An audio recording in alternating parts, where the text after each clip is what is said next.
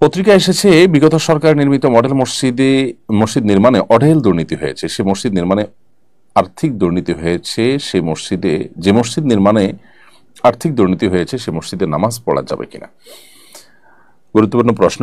এই প্রশ্ন উত্তর হলো যে কোনো মসজিদ নির্মাণে এর নির্মাণ সংশ্লিষ্ট ব্যক্তিবর্গ যদি কোনো দুর্নীতি বা অপরাধ করে থাকেন তাহলে ইনশাআল্লাহ বিইذনিল্লাহ মুসল্লিদের নামাজে কোনো অসুবিধা হবে না।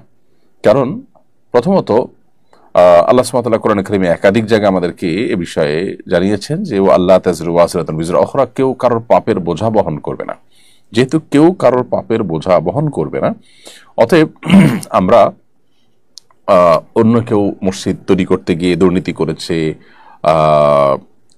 অন্যায় করেছে, এরকম কোনো বিষয় আশয় সেটার দায়ভার আমাদের উপর আসবে না ইনশাআল্লাহ তাআলা। হ্যাঁ, কোনো অন্যের জায়গা জবরদখল করে বা কারোর জায়গায় অন্যায়ভাবে মসজিদ নির্মাণ করলে বা জায়গা ছিনতাই করে সেখানে মসজিদ নির্মাণ করলে সেই জায়গায় নামাজ হবে কিনা এটা নিয়ে ওলামাদের মধ্যে দুইটা মত আছে। এক্ষেত্রেও বিশুদ্ধ মত হলো নামাজ হয়ে যাবে, তবে বিকল্প থাকলে সেই মসজিদে যাওয়া উচিত নয়।